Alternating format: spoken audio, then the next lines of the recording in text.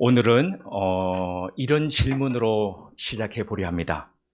살짝 손을 이렇게 들지 마시고 살짝 앞에 이렇게 드셔서 한번 생각을 한번 표현해 주시면 좋겠습니다. 그리스도인은 돈을 많이 벌어도 될까요? 자, 된다고 하시는 분 이렇게 손. 다들 부자 되십시오. 그리스도인은 그렇게 벌면 안 된다고 하시는 분. 아무도 없으시네요. 나아가서 그러면 이런 질문을 한번 던져보겠습니다. 그리스도인은 주식 투자해도 됩니까?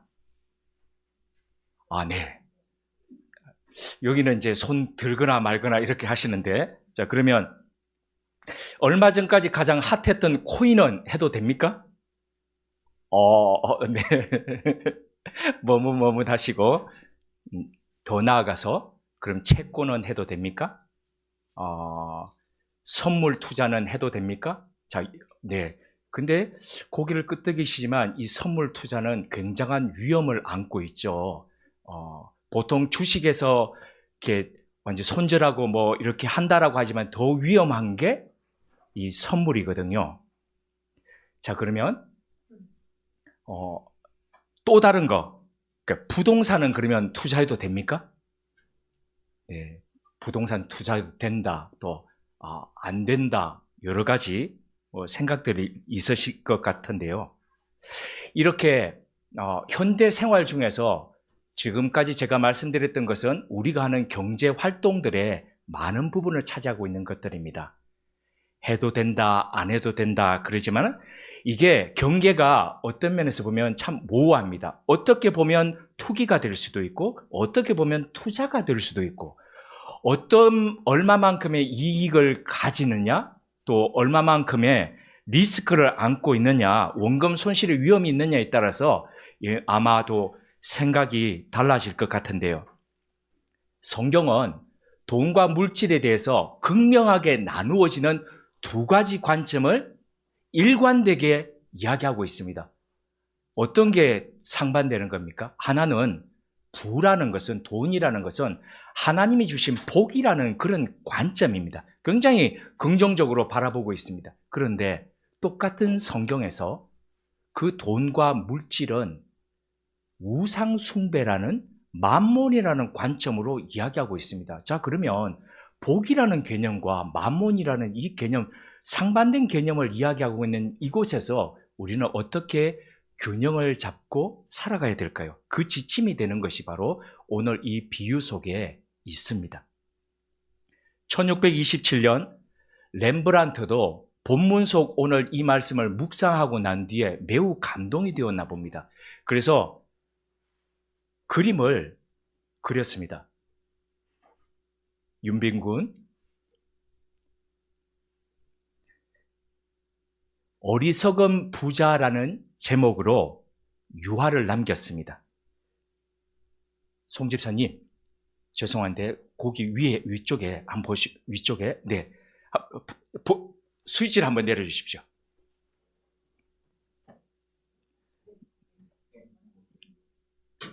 네, 저기 컴컴해지지만 여기 보이시죠? 그죠? 제대로 보이시죠?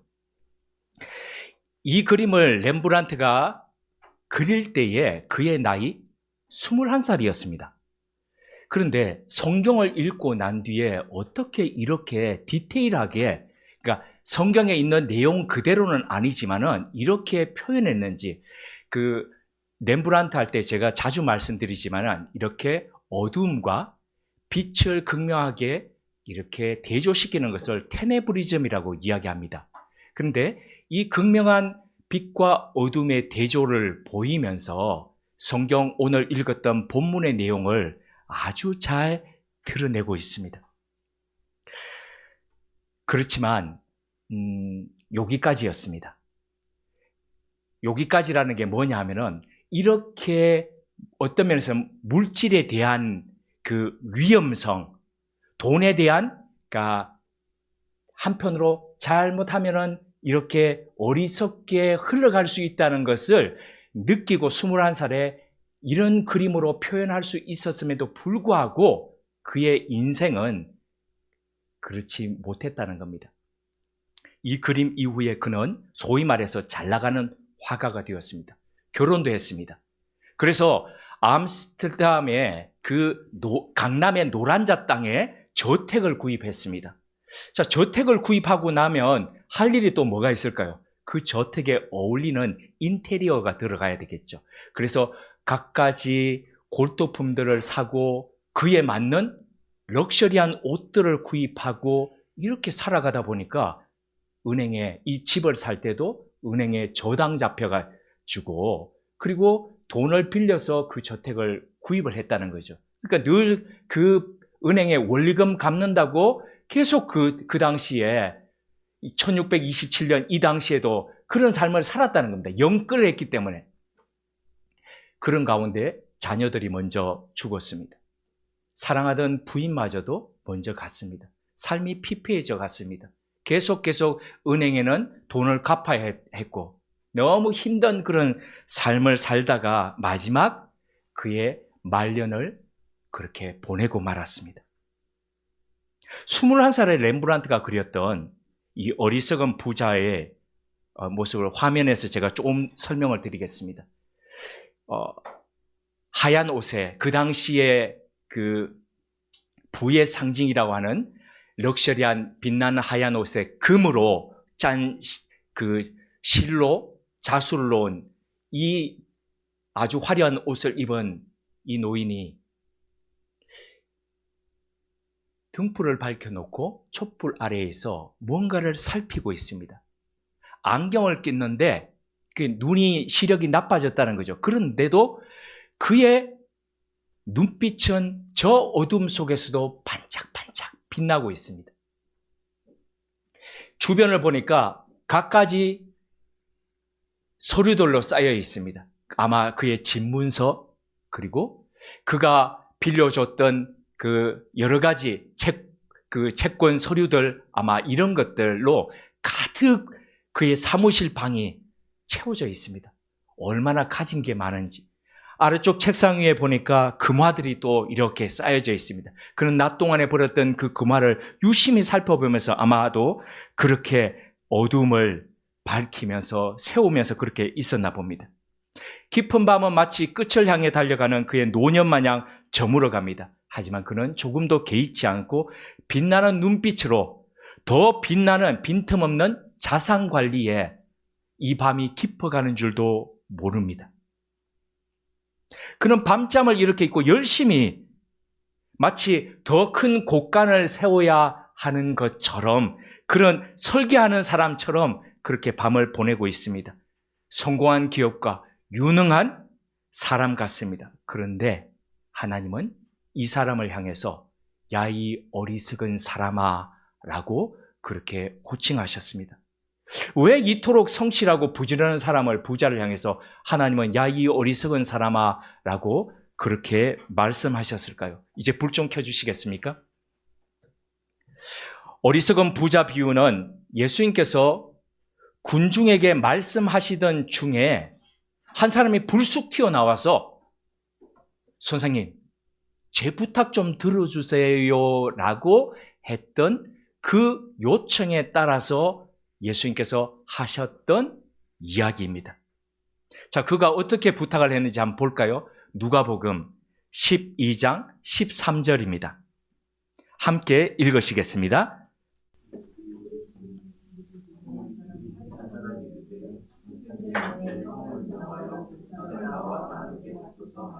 네, 선생님, 내 형을 명하여, 아마 그 형이 거기서 말씀 듣고 있었던 것 같습니다. 그러니까 예수님도 그 형을 아는 것 같은데 내 형을 명해서 유산을 나와 나누게 하소서. 예수님 당시에 유대 사회에선 통상적으로 장남은 아버지로부터 받았던 전 재산의 3분의 1을 장남이 가졌습니다. 차남은 3분의 1을 가졌습니다. 그런데 요즘도 그렇지만은 그 은행에 저축되어 있는 돈이면 3분의 2, 3분의 1 명확하게 나눌 수 있는데 부동산은 그렇게 나누기가 참 쉽지 않습니다. 똑같은 땅이다 하더라도 몇 평씩 나눈다. 그걸로 될까요? 목이 좋은 곳은 적더라도 비싸고 목이 조금 안 좋은 곳은 넓더라도 가치가 떨어질 수 있으니까 이게 명확하게 3분의 2, 3분의 1 나누기가 쉽지 않습니다. 그러다 보니까 당시에 장남들이 그냥 대략 떼어주고 자기가 더 많이 가지면서 또는 안 나눠주고 자기가 가지는 이런 일들이 발생을 했습니다. 이럴 때에 불만을 가졌던 동생들은 이걸 해결을 해야 되지 않습니까?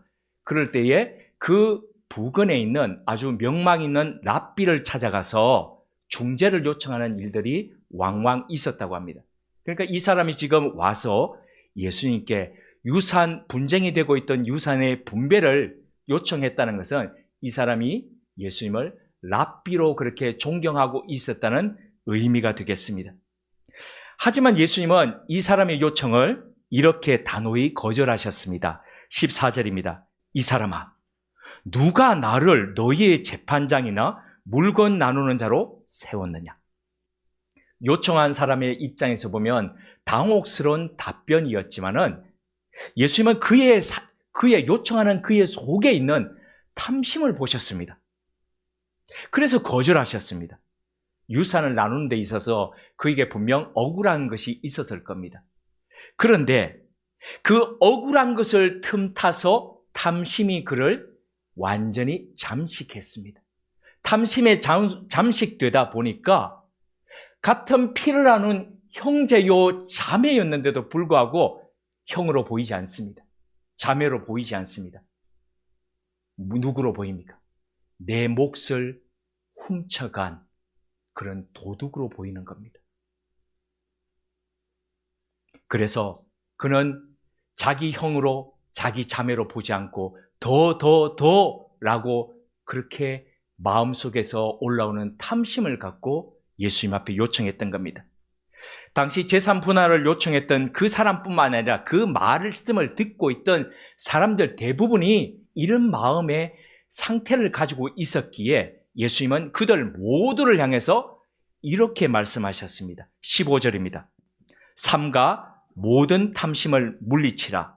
사람의 생명이 그 소유에 넉넉한 데 있지 않다. 어리석은 부자 비유는 바로 이 말씀 다음에 하신 이야기입니다. 그러니까 이 비유는 사람의 생명이 그 소유에 넉넉한 데 있지 않다는 것의 예화입니다. 그리고 부가 설명이라고 할 수 있습니다. 앞서 말씀을 읽으면서 비유의 내용을 이미 간파하셨겠지요. 이 비유는 이렇게 시작합니다. 한 부자가 그 밭에 소출이 풍성하며, 예나 지금이나 부자는 아무나 되지요. 아무나 됩니까? 아닙니다. 누구나 될 수 있지만 아무나 되지 않습니다. 왜 우리 모두가 다 부자로 되기를 원하지만 왜 아무나 되지 못합니까? 부자에게는 남다른 열심과 그리고 그 버는 일에 대한 열정이 있습니다. 여러분, 음식점도 보면 잘 나가는 음식점들, 왜 맛집이라고 하는 데 보면은 주인이요, 남다른 열심과 열정을 가지고 있습니다. 그런 열정이 있어야 돈이 따라옵니다. 그리고 그 사람들 보면 남다른 투자에 아주 그런 이 감각이 있고, 그리고 경영 능력들이 있습니다. 경영 능력이 없으면 아무리 많이 들어오더라도 그거 다 새버리죠. 그런 관리의 능력이 있기 때문에 부자가 됩니다. 이런 탁월한 능력이 있는 사람들은, 부자들은 그런 의미에서 찬사를 받아야 합니다. 박수 받아야 하죠. 부자는 사람들의 존경을 받아야 합니다. 물론 다른 사람 등쳐서 사기쳐서 그렇게 한 사람들 제외하고요. 자, 그러면 지금처럼 관계수로라고 하는 것은 저수지에서 물을 모았다가 이렇게 쭉 나오게 해서 논밭에 물을 주는 그런 관계수로가 지금처럼 발달하지 않은 고대 시대에 농사로, 그것도 장사가 아니라 무역업이 아니라 농사로 부를 이루었다는 것은, 이거는 굉장한 능력이 있는 것입니다. 이런 사람은, 그리고 뿐만 아니라 이 사람은 지금 굉장한 소출을 이루었는데 그 소출을 가지고 더 많은 창고를 지어서 이것을 유통을 시키고자 그런 능력을 지금 이야기하고 있죠. 그럼 이런 능력이 있는 사람은 칭찬받아야 됩니다. 당연히 그런데도 하나님은 그를 향해서 야, 이 어리석은 사람아 이렇게 얘기하십니다. 참고로 예수님의 지금까지 오늘 우리 23번째 비유를 다루고 있지 않습니까? 예수님이 하신 전체 비유 중에서 하나님이 직접 나타나서 뭐라고 이야기하시는 비유는 이 비유가 유일합니다. 하나님이 유일하게 하나님으로 등장하는 비유입니다. 지혜서의 대표라고 할 수 있는 잠언에서 수도 없이 호크마, 지혜에 대해서 이야기합니다. 유태인들은 그만큼 지혜를 굉장히 미덕으로 생각합니다.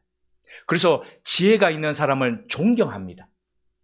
그런데 그렇게 지혜를 어느 민족보다도 중요하게 생각하는 이 유대인 속에서 야, 이 어리석은 사람아, 이것은 완전히 그 사회 속에서 최하층 그런 사람으로, 하급인 사람으로 취급하는 겁니다. 다른 말로 표현하자면 야, 이 바보야 라는 이런 뜻입니다.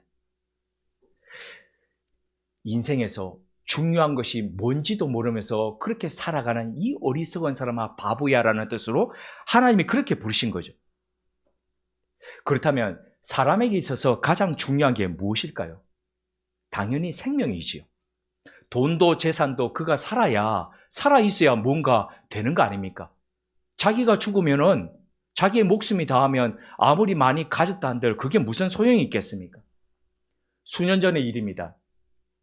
제가 암투병을 하던 아버지를 제주도에서 모시고 그렇게 주중 생활을 하다가 주말이 되면은 비행기를 타고 와서 주일 준비하고 주일 보내고 그리고 다시 오후 비행기를 타고 제주에 가서 그렇게 생활할 때였습니다.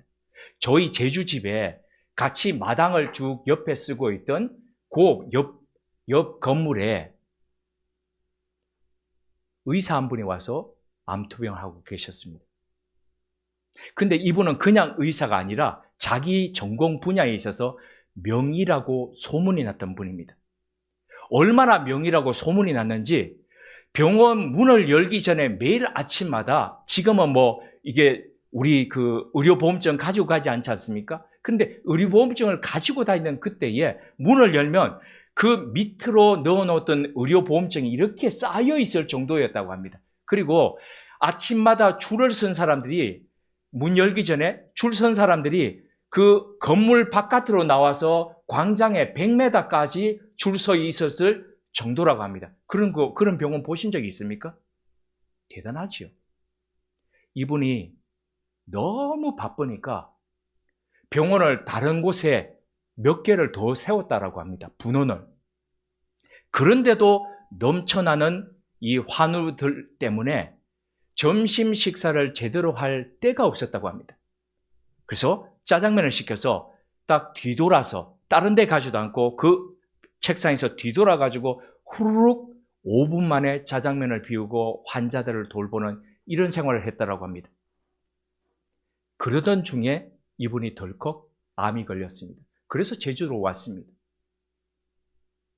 그런데 그런 와중에 얼마나 많은 돈을 벌었는지 날마다 그 은행은 이미 닫혀 있으니까 그 많은 현금 다발을 보자기에 싸서 돈이 아닌 것처럼 그 부인이 날마다 매일 저녁에 이 소쿠리에다가 넣고 이렇게 돈 아닌 것처럼 그렇게 가져가서 그 돈을 다 정리해서 다음날 은행에 넣고 이렇게 했다라고 합니다. 그렇게 번 돈으로 수많은 부동산을 사고 건물을 매입하고 그렇게 살았습니다. 그런데 병이 툭 걸리니까 어떻게 해요? 그 많은 돈이 소용이 없습니다. 그렇게 제주에 왔는데 밤에 제가 마당을 거닌다고 이렇게 쭉 있으면 그분 집에 끙끙끙 앓는 소리가 들립니다. 너무 가슴이 아팠습니다.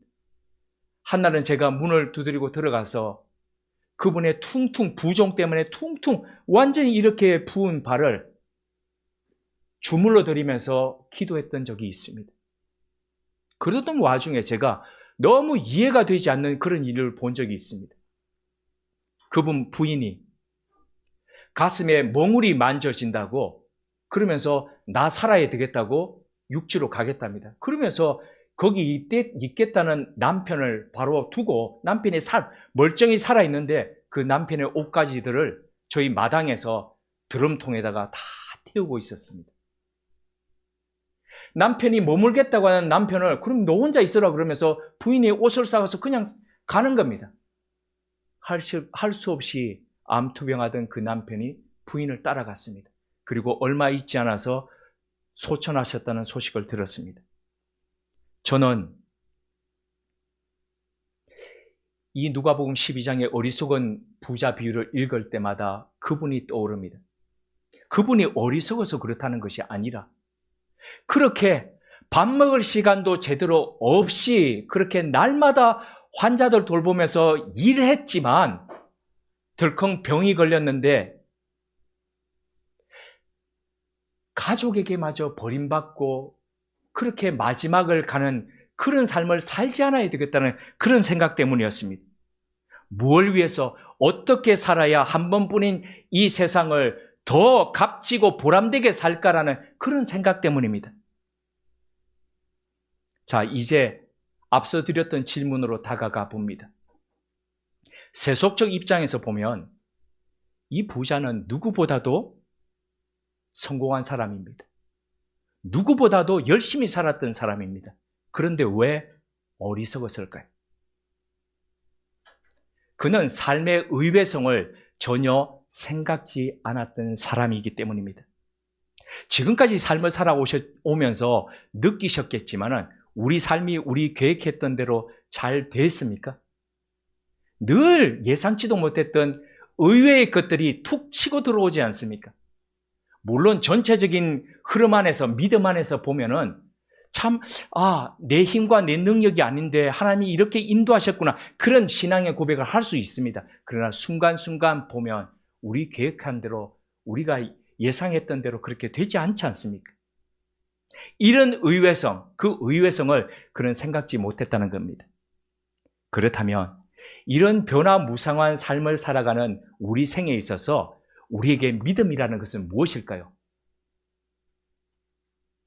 이렇게 의외성이 많은 이 세상 속에서 우리가 믿음을 갖고 산다는 것은 무엇일까요? 잘 될 것이다. 그럼에도 불구하고 잘 될 것이라는 그런 확신입니까? 그건 신념이지요. 시크릿 같은 책에서 이야기하는 신념이지요. 그러면 당신들이 믿는 믿음이라는 것은 그건 뭐냐? 우리가 믿는 믿음이라는 것은 이렇게 변화무쌍한 의외성이 너무 많은 세상 가운데서도 우리를 사랑하시고 우리를 지켜봐 주시고 우리를 인도해 주시는 그분이 계시다는 그 사실이죠. 우리는 그분을 신뢰하는 거죠. 그분을 믿는 거죠. 그래서 그분이 이런 의외성인 세상 속에서도 우리를 끝까지 잡아주실 것이라는 그분에 대한 확신이죠. 그게 바로 우리가 이 땅을 이 흔들리고 변수가 많은 세상 가운데서 상수이신 그분을 붙잡고 살아가는 이유이죠. 부자는 생애의 의외성 중에서도 가장 큰 의외성인 죽음을 전혀 생각지 못했습니다. 뿐만 아니라 그 의외성을 책임지고 계신 하나님을 생각하지 않았습니다. 사실 고대 시대에 비해서 장비도 좋고 그리고 관계수로도 매우 발달한 오늘날 시대에도 농사라는 것은 매우 의외성이 큽니다. 농사 지어 본 분들은 아시겠지만은 정말 열심히 파종하고 열심히 가꿔주고 했는데 어느 날 냉해를 입습니다. 우박이 쏟아집니다. 어느 날 태풍이 몰아와가지고 다 떨어집니다. 벼들이 다 쓰러지고 물이 잠깁니다. 한 해 농사가 그렇게 망쳐집니다. 그런데 이런 일이 없고 잘 풍년을 이루었다 하더라도 어떤 때는 너무 풍년이 되어서 완전히 값이 폭락을 해버립니다. 그래서 왜 뉴스에서 가끔씩 보시지 않습니까? 밭에서 추수하지도 않고 거둬들이지도 않고 그대로 그냥 완전히 트랙터로 갈아엎는 그런 일들이 일어나지 않습니까? 이게 농사입니다. 얼마나 아픕니까? 눈물 흘리면서 그렇게 갈아엎습니다. 그런데 이런 의외성이 너무 많은 사업인 농사를 풍년을 거두었고 그것으로 인해서 많은 수익을 거둘 수 있게 되었다는 것은 이건 엄청난 일이죠. 여기에 누가 개입한 겁니까? 하늘이 개입한 거죠. 그죠? 그 감사죠. 감사가 되어야 되죠. 그런 감사로 하나님을 생각해야 되지 않습니까? 그런데도 전혀 이 사람은 하나님을 생각지 않았습니다. 그에게 있어서 하나님은 없는 존재였습니다. 모든 것이 자기 수고의 결과였고 자기 능력의 열매라고 여겼습니다. 우리말 성경에는 본문 비유 속에 부자가 했던 말 내가, 나의, 내 것 이런 말들이 총 5번 등장합니다. 그런데 헬라어 원문과 NIV 영어 성경을 찾아보니까 이런 말들 있죠. I, my 이런 말들이 무려 9번이나 등장합니다. 어떤 의미이겠습니까? 그는 온통 나 이런 생각으로 살았다는 겁니다. 이런 말 하는 건 누굽니까? 여러분들 어린 아이 때 아니면 조카 보면은 조그만 게 어떻게 요거 잡는 힘이 센지 내 거 그러지 않습니까? 사람이 자라가고 성숙해 간다는 건 어떤 겁니까? 내 거 하도 요 움켜쥐었던 것을 먹어 이러면서 내놓을 줄 아는 거, 자기 사랑하는 사람한테 먹어보라고 자기 거 내놓을 줄 아는 거, 요게 점점 자라가는 거죠. 그런데 이 부자는 이렇게 나이가 들고 너무 많은 것을 가졌음에도 불구하고 I, my, 나, 내 것 요런 걸로 그렇게 모든 문장을 채울 정도로 그렇게 살았다는 겁니다. 그의 성공 속에 하나님은 없었습니다. 그것을 함께 나눌 이웃도 없었습니다. 오로지 자신만, 에고만이 존재할 따름이었습니다. 풍년을 맞이하여 창고를 증축하겠다는 계획과 더불어서 그가 하고자 했던 미래 계획을 우리 같이 한번 읽어보시겠습니다. 19절입니다. 함께 읽어보시겠습니다. 또 내가 내 영혼에게 이르되 영혼아 여러 해 쓸 물건을 많이 쌓아두었으니 평안히 쉬고 먹고 마시고 즐거워하자 하리라 하되, 우리말 번역에는 하리라 라는 미래 소망과 계획으로 그렇게 문장이 끝나는 것 같지만 원문에 이 문장은 명령형으로 되어 있습니다. 그래서 뒷구절을 원문에 충실하게 재번역해보면 이렇습니다. 너는 쉬라, 먹으라, 마시라, 기뻐해라. 인생의 미래를 이끌어가면서 명령할 수 있는 이는 누구입니까? 인생에게 명령할 수 있는 일은. 아무리 자신이라고 하지만은 자기 스스로가 어떻게 자기에게 명령을 내리겠습니까? 너는 내 명령한 대로 부자가 될지어다. 너는 되라. 그렇게 한다고 그 명령에 됐겠습니까? 그게? 인생에게 명령할 수 있는 이는 인생을 지으신 이 하나님밖에 없습니다. 그 하나님만이 인생에게 명령할 수 있습니다. 생기야 불어서 들어갈지어다. 그래서 아골골짜기에 그 메마른 뼈들이 다 뼈들이 맞춰지고 살이 붙고 생기가 들어가서 살아있는 생명이 되었듯이, 군대가 되었듯이 인생에게 명령할 수 있는 일은 하나님밖에 없습니다. 그런데 지금 이 부자는 자기 인생에게 자기가 명령하고 있습니다. 무엇을 의미합니까? 그가 그 자신에게 하나님처럼 지금 살고 있다는 겁니다. 그가 그 인생의 주인 노릇을 하고 있다는 겁니다. 다시 한 번 더 그가 자신에게 명령하는 말을 한번 들어보십시오. 너는 쉬라, 먹으라, 마시라, 기뻐하라. 좋은 말로 표현하면 웰빙입니다. 근데 실은 이것은 전형적인 향락주의입니다. 자기만 아는 쾌락주의입니다. 하나님 없는 쾌락주의입니다. 삶의 초점이 육체적 쾌락과 향락에 지극히 맞춰져 있으니 어떻게 영혼에 대해서 생각하겠습니까? 부유함을 이웃과 더불어서 나눌 그런 것이라고 그렇게 생각하겠습니까? 이웃이 그에게 들어올 틈이 없습니다. 그러니 삶의 지극히 의외성인 죽음이 다가왔을 때에 하는 순간 하면서 가는 그런 형태가 될 수밖에 없었다는 것입니다. 이것이 바로 그의 어리석음이었습니다. 우리는 지금까지 가난에 벗어나기 위해서 우리 사회가, 나라가 전체가 몸부림쳤습니다. 부유하기 위해서 새벽부터 밤늦게까지 그렇게 다들 애썼습니다. 어릴 때부터 저는 듣던 노래가 가끔씩 귀에 이렇게 맴돕니다. 새벽 종이 울렸네, 새 아침이 밝았네. 그러면서 막 일요일에도 동네 방송을 하면서 막 이렇게 이 노래가 나오면서 자, 빗자루 들고 쓸러 나오세요. 그러면 다 그렇게 쓸면서 새벽에 동네 쓸고 그러면서 새벽에 일 나가고 밤늦도록 물을 퍼기 위해서 지금처럼 잘 안 돼 있으니까 양수기에 길게 메말른 냇가에 깊게 파서 물 모아가지고 그 긴 호수를 가지고 논에 대가지고 어떻게 하든지 살아보겠다고 그렇게 발버둥 치던 그때 일들이 생각납니다. 이렇게 벗어나려고 했던 가난이 뭡니까? 우리가 살아가는 데 있어서 필요한 것이 없는 게 가난입니다. 그럼 부유한 게 뭡니까? 우리가 필요한 것보다도 더 많이 있을 때 그게 부유한 것입니다. 자, 그렇다면 우리는 현재 가난합니까? 나는 지금 가난합니까? 글쎄, 가난할까? 자, 그러면 부유합니까? 가난한 가운데서, 그 가운데서도 혹시 나 하고 있습니까? 어떻게 하든지 벗어나려고 나 하고 있습니까? 아니면 그 속에 가난하면서도 불구하고 그 안에 하나님을 모시고 넉넉함으로 살고 있습니까?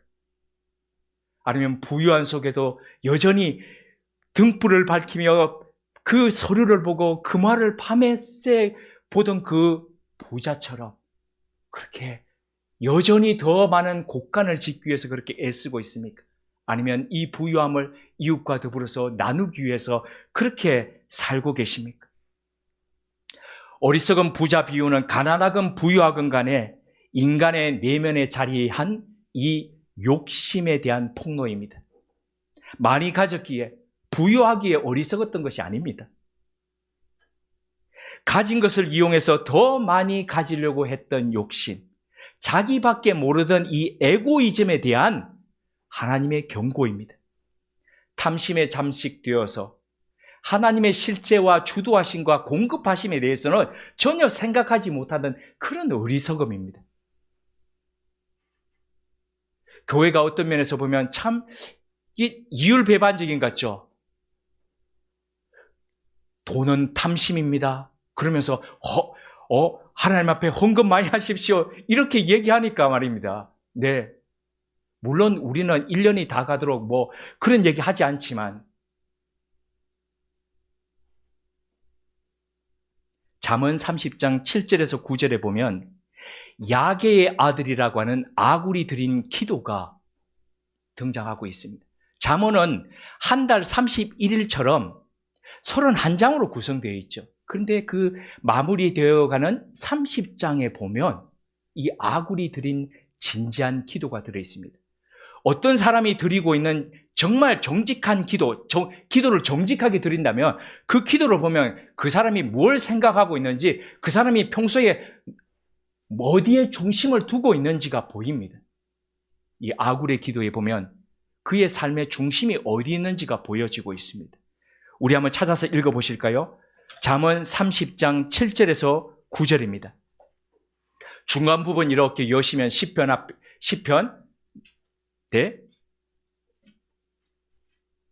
옆에 잠언 30장 7절에서 9절.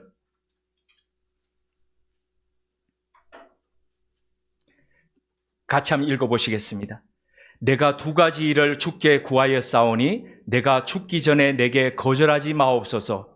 곧 헛된 것과 거짓말을 내게서 멀리 하옵시며 나를 가난하게도 마옵시고 부하게도 마옵시고 오직 필요한 양식으로 나를 먹이시옵소서.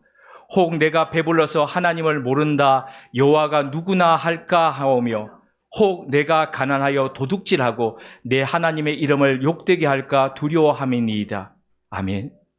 아굴은 자신의 그 그릇에 넘어선 많은 돈으로 인한 유혹을 알았습니다. 혹시나 내 분수에 넘치는 돈을 가지면 내가 어떻게 망가질까라는 그런 스스로에 대한 그런 경계심이 있었습니다. 또한 가난할 때의 위험을 알았습니다. 그렇기에 하나님 앞에서 그는 두 가지를 구했던 겁니다. 그 두 가지는 서로 다른 것 같지만 공통점이 있습니다. 어떤 공통점입니까? 그 모든 것의 중심에 하나님이 자리하고 있다는 것입니다. 여호와 하나님이 그의 가난할 때도 중심에 계셨고 그가 부유할 때도 중심에 계셨다는 겁니다. 그래서 가난할 때 그의 중심에 하나님 계시고 부유할 때도 계셨기 때문에 그 결과 그의 삶이 어리석음으로 끝나지 않았습니다. 그가 구했던 대로. 그래서 오늘도 잠언 30장을 읽는 수많은 사람들이 지혜를 알기 위해서, 인생의 지혜를 배우기 위해서 잠언을 읽는 수많은 사람들이 수천 년 전에 그가 드렸던 이 기도를 보면서 오늘도 그의 삶의 중심을 누구에게 맞추고 어디에 둬야 할지를 깨달으면서 가도록 하는 나침반이 되고 있다는 겁니다. 이런 구약 지혜의 바탕 위에 서 있던 사도 바울은 디모데후서 6장 7절에서 12절을 통해서 우리에게 다음과 같이 권하고 있습니다. 이 권면을 우리 마음에 새긴 채 하나님 앞에서 부유한 사람으로 아름답고 향기로운 그런 삶을 살아가시기를 주님의 이름으로 기원드립니다.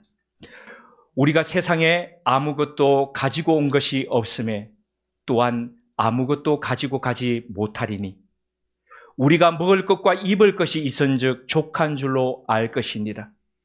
부하려 하는 자들은 시험과 올무와 여러 가지 어리석고 해로운 욕심에 떨어지나니 곧 사람으로 파멸과 멸망에 빠지게 하는 것이라.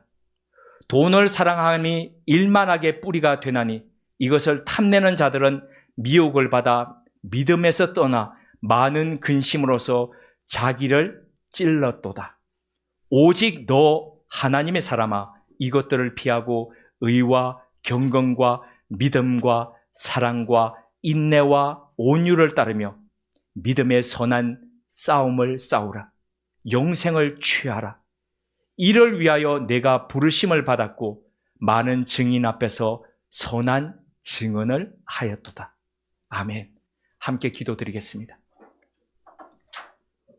하나님, 삶을 살아가면서 꼭 필요한 돈이지만 사랑의 대상으로 떠받들며 돈 하지 않기를 원합니다.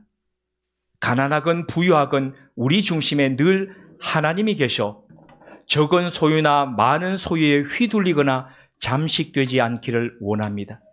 소유가 적어도 이웃과 더불어 나눌 수 있는 여유로움이 있게 하시고 소유가 많으면 더더욱 하나님 나라와 이웃을 생각하는 넉넉함이 자리하게 하옵소서. 그리하여 이 땅에서 저축하며 열심히 사는 것처럼 하나님 나라에도 넉넉한 계좌를 만드는 복된 그리스도인, 행복을 나누는 지혜로운 그리스도인 되게 하옵소서. 우리 삶과 신앙의 시금석이 되는 물질 앞에서 중심을 잡음으로써 어느 날 문득 부르신다 하더라도 믿음의 선한 싸움을 잘 싸우고 영생으로 하나님 앞에서는 주님의 사람들 되게 하옵소서. 예수님의 이름으로 기도드립니다. 아멘.